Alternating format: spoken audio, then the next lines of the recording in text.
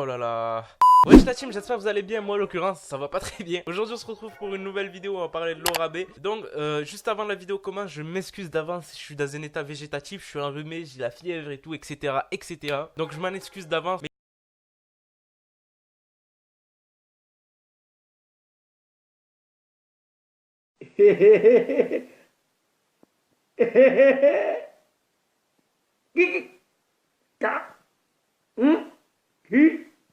Et juste avant que la vidéo commence, la team, comme d'habitude, n'hésitez pas à mettre le like des familles et à aller me follow sur Instagram, mon compte Humour qui est ici, mon compte privé qui est ici. Sur mon compte Humour, nouvelle vidéo à 18h30. C'est des vidéos drôles et tout, tu vas kiffer, va checker.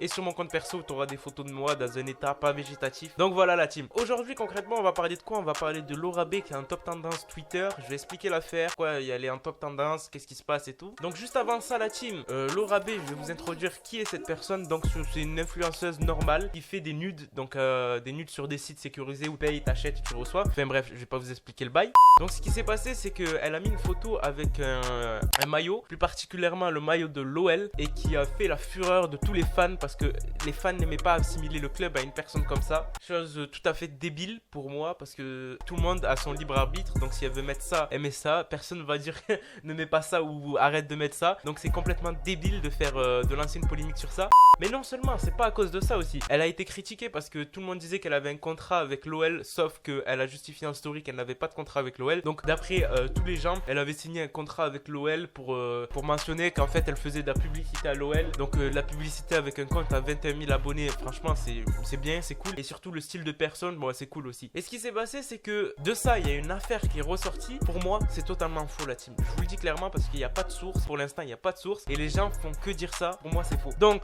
le joueur de l'OM, Bounassar, donc c'est un milieu offensif, aurait couché avec elle, Astrid Nelsa et Julia Gameuse.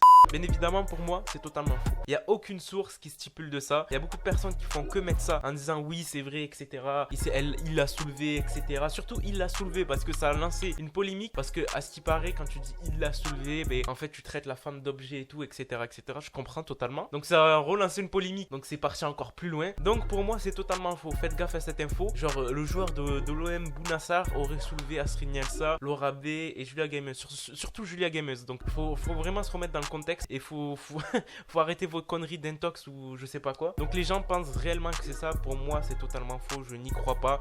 Et pour toutes les personnes qui y croient, dites-moi pourquoi vous y croyez. Mettez-moi des sources parce que sans source personnellement c'est fake. Donc voilà la team, c'était une petite vidéo comme ça. Vous parlez de Laura B, expliquer qui c'était, pourquoi elle faisait polémique et pourquoi vous allez les retrouver en top tendance. Sur ce la team, je vous laisse, c'était Moha, peace.